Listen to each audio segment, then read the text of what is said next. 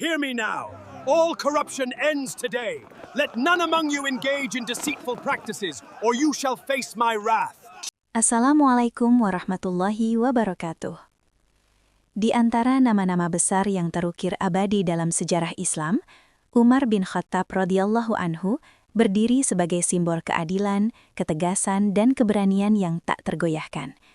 Ia adalah sosok yang perjalanan hidupnya menjadi bukti bahwa hidayah Allah mampu mengubah arah seorang manusia secara total.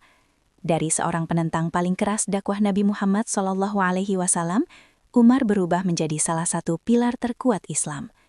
Untuk memahami keagungan sosok ini, kita harus kembali menelusuri masa ketika cahaya iman belum menyentuh hatinya, saat ketegasan dan keberaniannya masih digunakan untuk membela tradisi jahiliyah, bukan untuk menegakkan tauhid. Umar bin Khattab lahir sekitar 13 tahun setelah tahun gajah, di tengah suku Quraisy dari Bani Adi, salah satu kabilah bangsawan yang disegani di Mekah. Ia dibesarkan dalam keluarga yang keras dan berwibawa. Ayahnya, Al-Khattab bin Nufail, dikenal tegas dan disegani, sementara ibunya, Hantama binti Hashim, berasal dari keturunan terpandang. Sejak kecil, Umar tumbuh dalam lingkungan yang menjunjung tinggi kehormatan, disiplin, dan adat istiadat Arab. Didikan inilah yang membentuk wataknya menjadi sosok yang kuat, tidak mudah goyah, dan berpegang teguh pada prinsip yang ia yakini. Umar kecil bukan anak yang banyak bicara, namun pikirannya tajam dan cepat menangkap pelajaran. Ia termasuk sedikit orang Quraisy yang mampu membaca dan menulis, sebuah keistimewaan yang jarang dimiliki pada masa itu. Kecerdasannya berkembang seiring waktu. Ia dikenal piawai berpidato, menguasai silsilah kabilah-kabilah Arab, serta memiliki kecakapan diplomasi yang tinggi. Karena kemampuan inilah, Umar sering dipercaya menjadi penengah dalam konflik antar suku. Selain itu, Umar juga aktif sebagai pedagang. Ia melakukan perjalanan dagang ke Syam dan Yaman, menyaksikan berbagai sistem pemerintahan, hukum, dan budaya bangsa lain.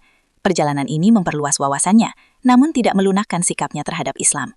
Justru sebaliknya, Umar menjadi salah satu penentang paling keras dakwah Nabi Muhammad SAW.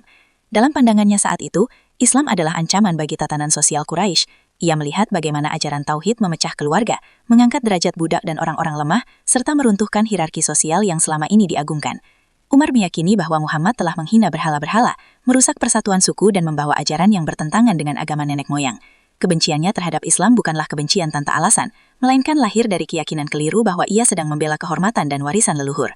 Keyakinan itu mendorong Umar bersikap keras, bahkan kejam terhadap kaum muslimin. Ia bukan sekedar menyaksikan penindasan, tetapi menjadi bagian dari sistem yang menekan mereka. Umar terlibat dalam penyiksaan para sahabat, termasuk keluarga Yasir. Sumayyah radhiyallahu anha, wanita pertama yang gugur sebagai syahid dalam Islam, menjadi saksi betapa kelamnya masa itu. Masyarakat jahiliyah ketika itu memang mendukung kekerasan semacam ini.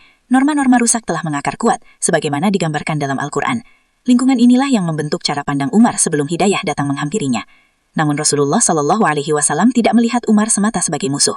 Dalam doa-doanya, beliau justru memohon agar Allah memberikan hidayah kepada salah satu dari dua tokoh kuat Quraisy, Umar bin Khattab atau Abu Jahal.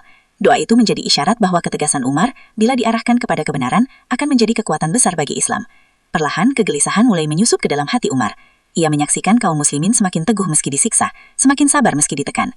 Suatu hari, Umar melihat Rasulullah SAW sholat dengan penuh khusyuk di Hijr Ismail.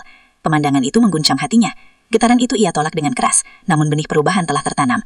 Hingga pada suatu pagi, amarah Umar mencapai puncaknya. Dengan pedang terhunus, ia melangkah menuju rumah Nabi Muhammad SAW dengan niat mengakhiri dakwah Islam.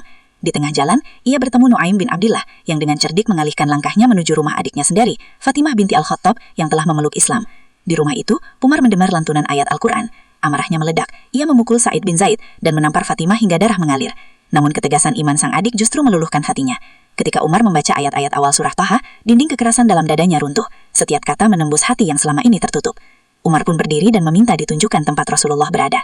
Ia menuju rumah Al-Arqam bin Abil Arqam, dan di sanalah ia mengucapkan dua kalimat syahadat. Takbir menggema di Mekah. Sejak hari itu, Islam bangkit dengan keberanian baru. Umar menjelma menjadi perisai umat. Ia berdakwah terang-terangan, berhijrah tanpa sembunyi, dan berdiri di garis depan setiap perjuangan. Keberaniannya kini digunakan untuk melindungi, bukan menindas. Bersama Rasulullah, Umar ikut dalam berbagai peperangan dan musyawarah.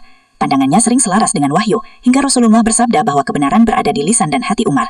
Setelah wafatnya Rasulullah SAW dan Abu Bakar Ash-Shiddiq, Umar diangkat menjadi khalifah kedua. Ia memimpin dengan keadilan yang mengguncang dunia, sementara dirinya tetap hidup sederhana. Ia berjalan di malam hari memeriksa keadaan rakyatnya, menangis jika mendengar ada yang lapar, dan takut jika kelak dimintai pertanggungjawaban atas seekor keledai yang tersandung di Irak.